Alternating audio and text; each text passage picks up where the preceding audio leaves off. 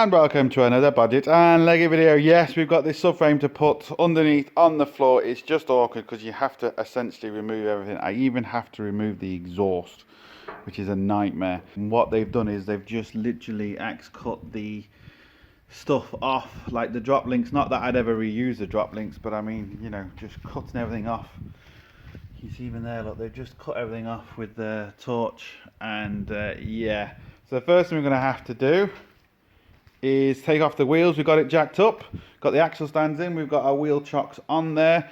The jack is just an extra precaution just in case something else weird happens, but never ever rely on the jack. You can see the axle stands underneath there.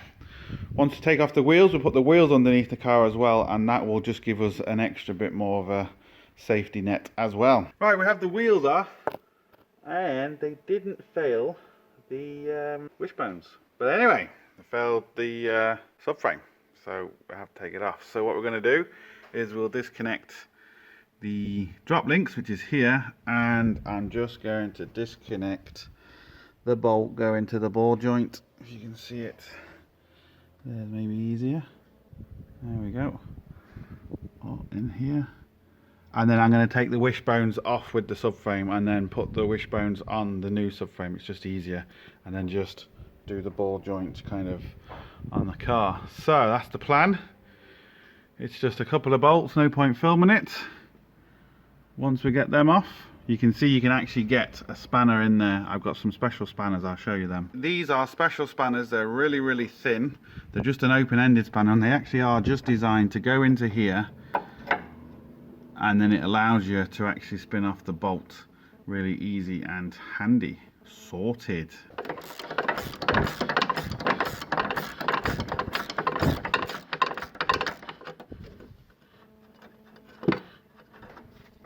Boom!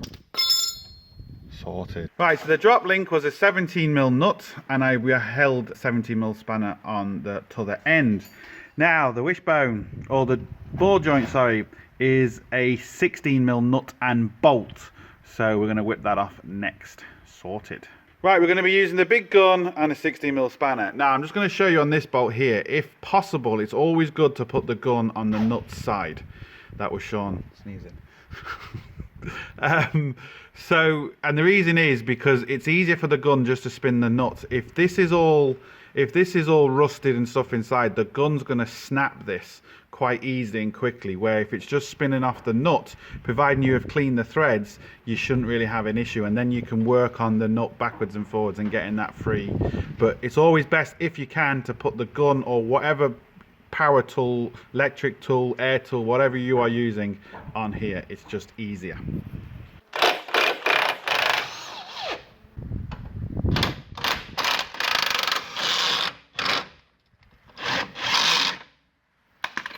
Boom! Sorted. Right, this is what I was talking about. You see how rusty this is and all the crap caked up in there. Now, again, we didn't cause any issues with this one, but if that was completely rusted inside and I put the gun on this side of it, potentially I could have broke the bolt and caused myself a lot of hassle, where if I put it on the nut side of it, that's going to normally always kind of come off, but the bolt still might be seized, but at least you can do other methods to get the bolt out without breaking it. So that's why, if you can, always best put the power tool or whatever tool on this side. Even just a normal ratchet. Even just a normal ratchet is the same principle. It's easier to take off this than it is to try and take off that. Now, to disconnect the wishbone from the hub, we're going to use the hockey stick. Now, I'm not going to be able to film this because I'm going to need Sean as well, and we're not going to have enough hands-free, but I'm going to get Sean just to essentially put his weight, all the weight on there, and I'm just going to slightly tap this with the hammer, and it's going to move. We'll try and film it, but I just don't know if I can. Right, I'm going to try and get this on camera. The only reason is because Sean might go arse over tit, so that's why I'm going to get it. But he's putting his weight on it, and very lightly, just put the weight of the hammer. You can see that's moving. Right, we're nearly there, Sean, so be careful. Right, I'm struggling now to do this on camera and film. I told you. There we go. Very, very easy, and it's a shame Sean didn't plant his face into the concrete, so I can't get you that footage. But there's another one, so maybe we can get the aftermath. Already we've hit our first problem. I knew this was going to happen. the bolt has broke, so we're going to have to drill that out, and it's a welded captive nut, sorry, or a bolt, sorry. The nut's okay, but the actual bolt broke.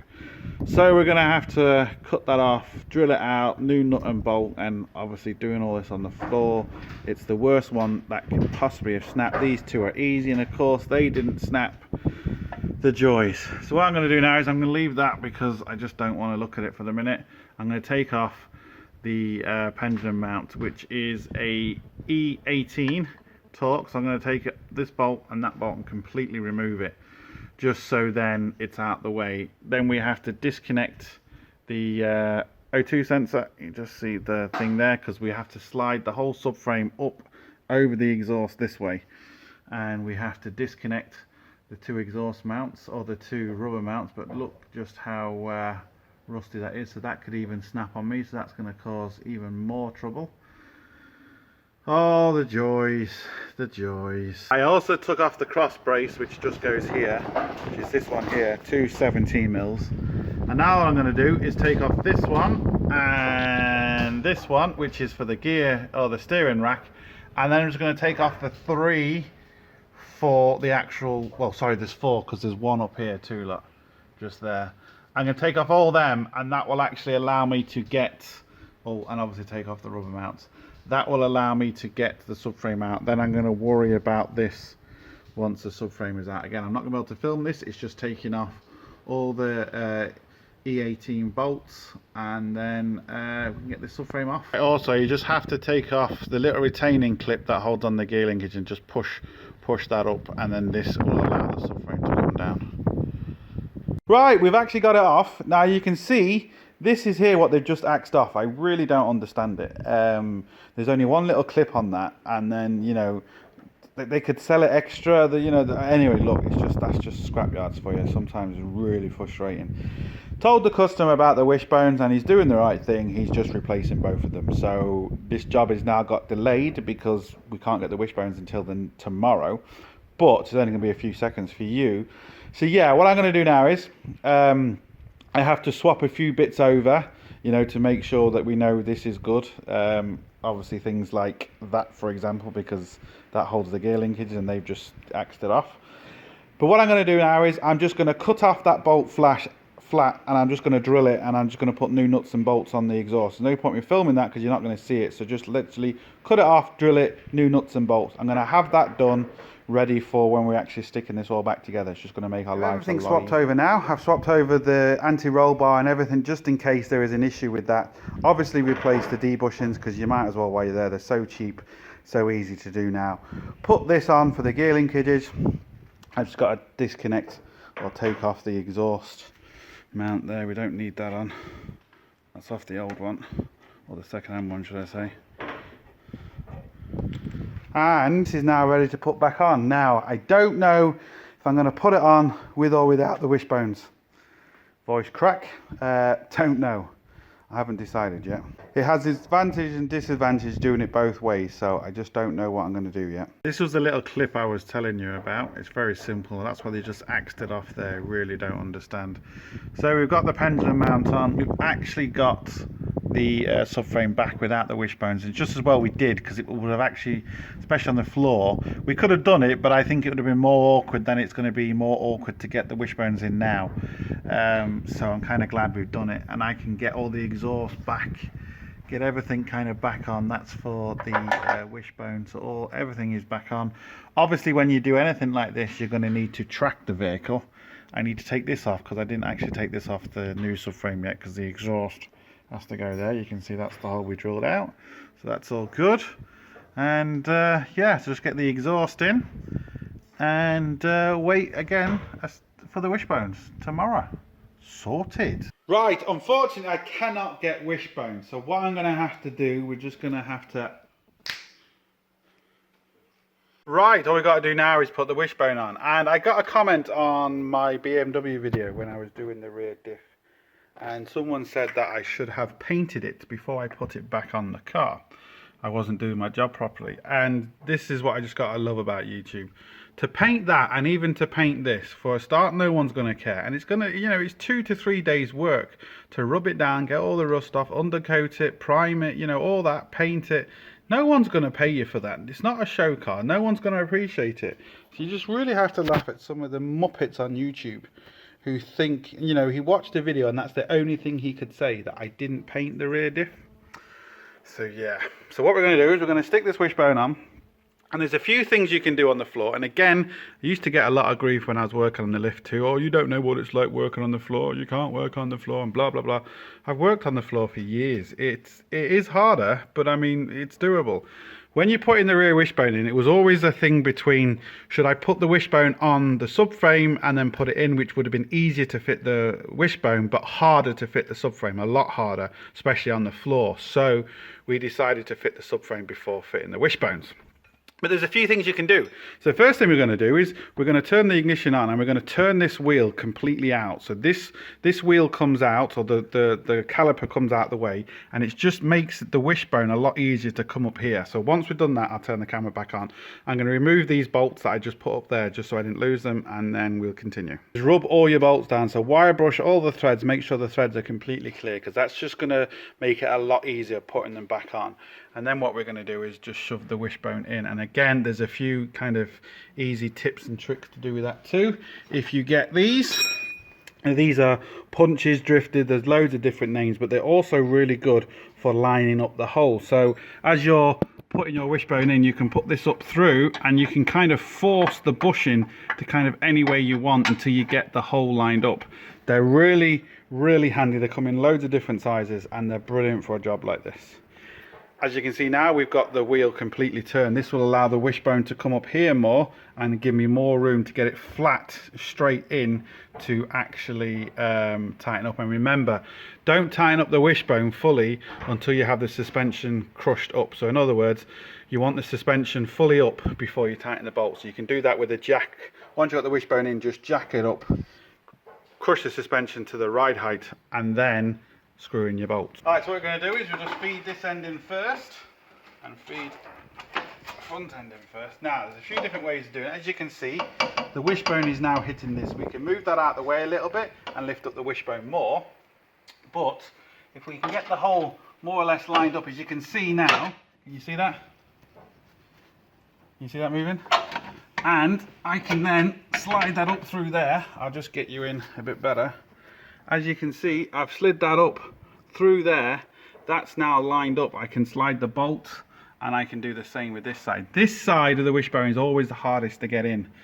This one's normally easier because this one doesn't particularly move. Once you got it lined up, the bolt will go through. This bushing, as you can see, will move quite a lot. And that really is it. Once I get them 2 bolts in, can't really film it because again, I'll be in the way, but you can see how easy that lined up there. Once I get them in, we will continue. Right, our bolts are in, but they're not tight, as you can see. They're still completely loose. And now for the ball joint. Now this one can be easy, or it can be a nightmare. You've seen I used the hockey stick. I think we recorded that on the first part, but if I haven't, I've shown you the hockey stick in other videos. But with this one, I can just push down and line it up myself, hopefully. And just get it in there. A few little love taps.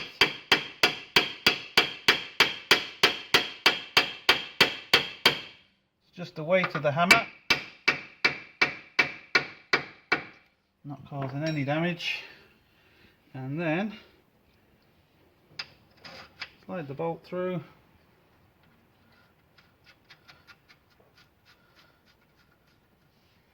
and there we go. All I'm going to do now is I'm going to get the jack.